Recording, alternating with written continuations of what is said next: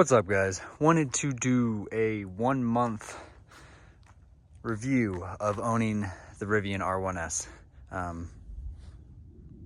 This is the first electric car I've ever had, so I don't have an experience in terms of electric. I've been in the back of a Tesla, but I have not driven and or owned one before.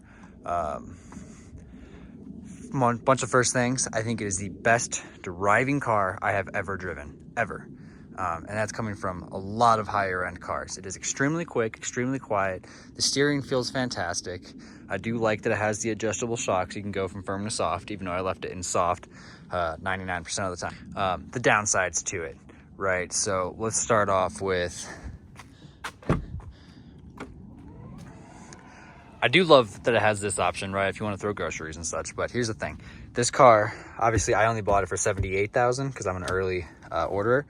So it cost $98,650 to order this car now. For $100,000,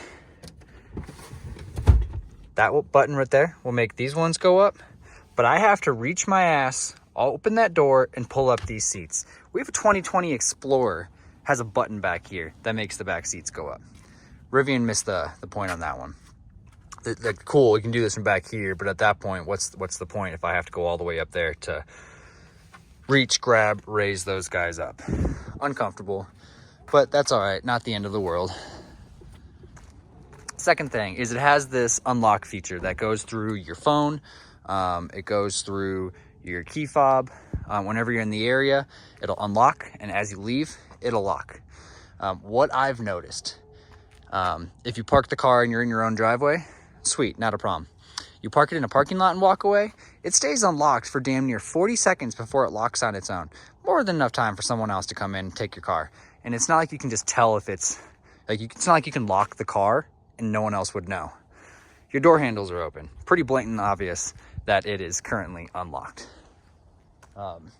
So I did not like that. So every single time I would have to get out of the car, lock it, walk away, come back. And then oftentimes the sensor wouldn't detect me. If it was just parked there while I was at work, I would walk out to the car and you just sit here and you're tapping it, you're taking the key fob, tapping it, and you have to unlock it. It goes into like sleep mode, which I understand because you're trying to save on the electric, but not to the point to where it locks and goes into sleep mode after a couple hours. And now it takes an extra 13 seconds to get in the car. Not a big deal, but no other vehicle does that. Kind of annoying. The heat. I do actually like this. I've only ever owned, typically diesel trucks. So when you idle a diesel truck and you are trying to get the temperature up so you can get your coolant warmed up and everything so your heater works, it doesn't work so well at idle, but it does work when you start driving. Gas engines can get pretty warm from sitting still. Cool. Electric cars, I was kind of concerned. I was like, hey, when I asked my salesman guy, how am I going to get my heat? Is it going to take a while? Do I have to drive? Does the motor have to cycle? How does it work? Well, it's got a supplemental heater like the new Super Duties do, to where it'll use electricity to kind of heat up to get you some heat sooner. And then as it drives, it'll start pulling heat from other things to get you more heat. But what that means is, I just set it to like 73 and I could do it from my phone, which is nice. But, so can my Jeep Wrangler kind of thing car. And it actually starts getting warm almost immediately. It's 27 degrees out, and I set it to 70 degrees, and it almost immediately started putting out blatantly warm air. So that's cool. I do play with the settings quite a bit. I end up just staying in the all-purpose mode, the standard height, the soft, and then the standard brake regen. Brake regen. If you're going to get an electric car, learn what this is beforehand. I almost crashed it pulling out of the dealership because I was like, it just kept slamming on the brakes. And I thought something was wrong with it, but the regen on these is just so dramatic when you're going slow. And then I would also assume that it uses sensors to detect cars around you. So if there's cars around you, it'll brake sooner. So I was freaking out, but once you actually drive 5-10 minutes in it, you're gonna love it. I rarely ever touch my brake pedal, ever. It'll automatically brake as I come to lights, to stop signs, all that. And the only time I ever had to use the brakes is when someone hit the brakes sooner in front of me and I had to, account for it, kind of thing. When you do use the brake regen, you usually have a little car that's driving right here. It will flash its brake lights. You can kind of, that's me touching it right now. but it does use the brake light. So it's not like you're just slowing down for no reason and the car behind you is going to rear end you. It at least does have brakes. Some things that I wish were a little bit different. I wish all of this stuff could be moved around. Let you choose, at least have like 3 options. Put the car there, let me move him here, move that there, whatever.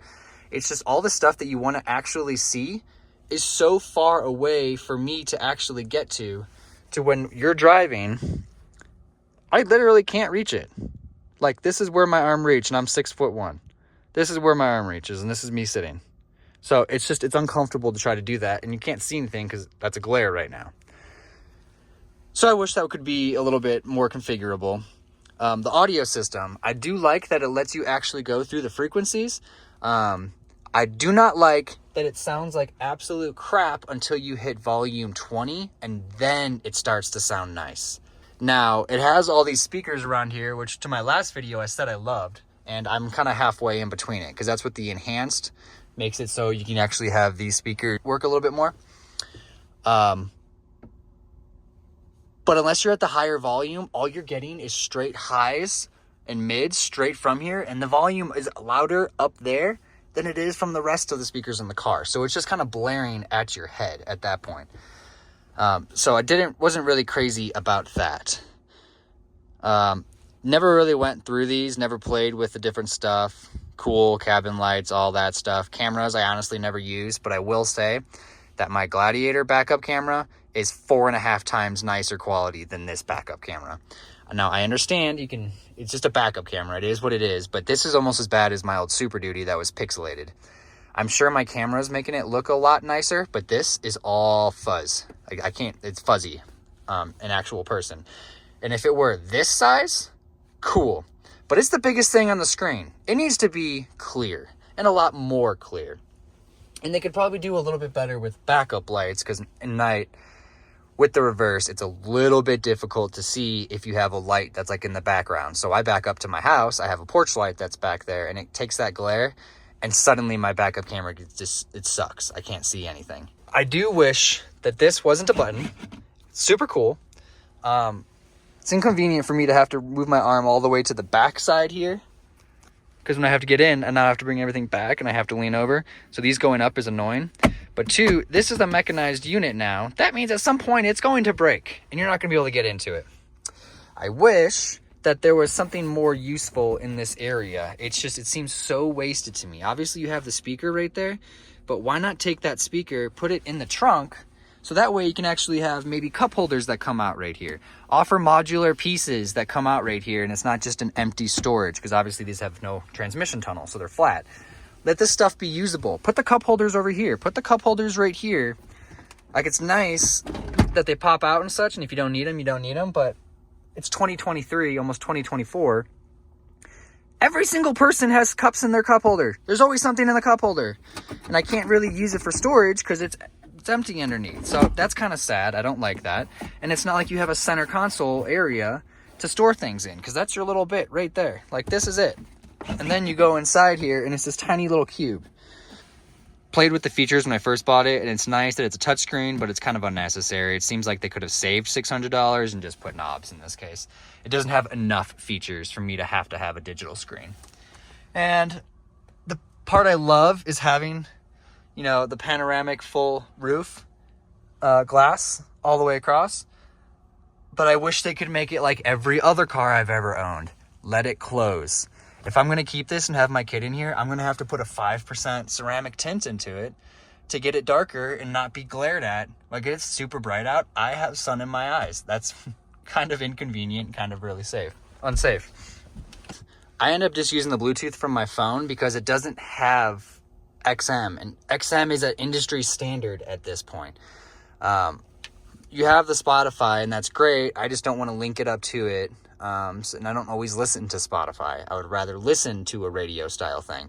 And one of the small things that all my other cars have, which I've ended up loving, is the volume and the seek buttons are on the back. Put those there. Use this for something else. It's more comfortable. It's easier to grab. This car has a little bit of a self-driving feature. And I don't mean full self-driving. I mean, it'll give you an assist.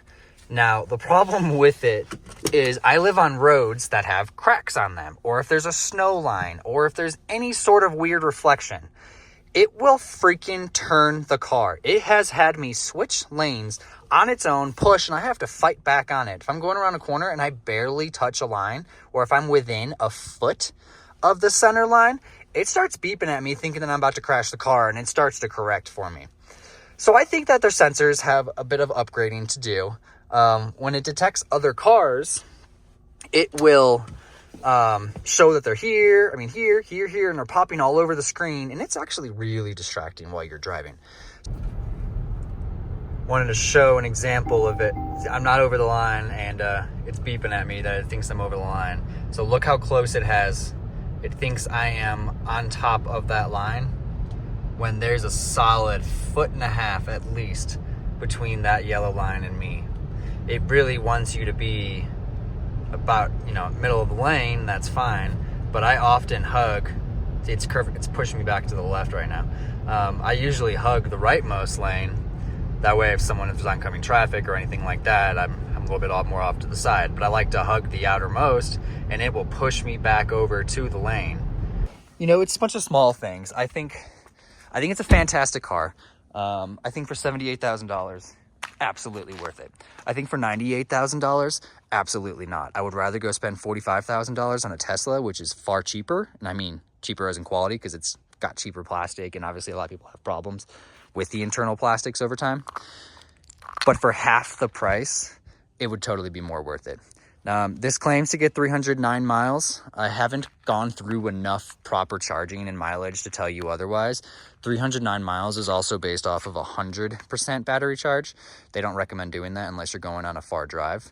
Most of my stuff, small commuting stuff, so I just did it to 50, 70% each time and let it charge from there. My 110, I did a test on this the other day. My 110 charger, which just goes to a regular outlet, from 30% to get to 75%, said it was going to take 88 hours. That's 110. That's the emergency backup, right? I also have a 240 volt that it goes into. Plugged into that, it says it was going to take about 8 hours. Okay. Otherwise, you go to, the parking lots that have the supercharge where they have the higher kilowattage, and it can take an hour, it can take less, or whatever you ever kind of need. So it's this kind of stuff that you have to plan. It's not a big deal. But I haven't really put down the cost of electric to how much gas would be, to the fuel mileage. My electric out here is super expensive because I'm in the middle of the forest, and my gas is probably going to be cheaper. Now, purpose behind this is at my business, I get electricity for free. So I was going to put an outlet to where I can just plug in, charge, it's free gas. Cool. Then you have to offset the cost of insurance. Insurance on this thing was 3 times more than my 2022 Platinum Super Duty. 3 times more. So that's kind of something to consider, because what you're saving on gas, you are now paying an insurance company. Now, a lot of people are having issues with these guys getting in accidents. And most of them were from the actual truck. Now on the truck, this whole back panel all the way up to the front is one body piece. So if you get a dent right here, all of that has to be replaced. And it was like $40,000.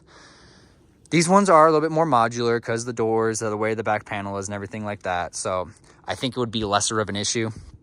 But I still think, because it's so new of a vehicle, that it's going to be a pain in the ass to get parts. It's going to be a pain in the ass to get fixed. And you're going to be without a car for probably 2 months while it gets repaired. So it's just small stuff like that. I haven't had too many complaints, but I wish it would unlock and lock a little bit easier. They should have put like a blatant button on the outside like every other vehicle. That way it's super simple, super easy for it to unlock. And I'm sure they'll do updates that are going to detect. They've already done some updates where they've changed some things in the dash to make it better. So it's just a matter of time, because I'm one of the first people to get these. So I got one of the original ones, which means more people get them, more concerns they find, more problems, more solutions. So it's just going to be updated over time. But definitely recommend it if you can get one for a good deal, or if you have the money to spend. It's super comfortable. Everyone loves it when they're inside of it. The leather, I guess the pleather, is super nice, but it's all biodegradable and like recycled stuff. So that's cool. I do like that concept. But other than that, if it's something you're looking for, I would say get it. I have no reason that I wouldn't buy another one. But if you guys have any questions, comment them down below. I will try my best to get you answers. Obviously, the internet may have better answers. I only know as much as I can find. All right, see you next video.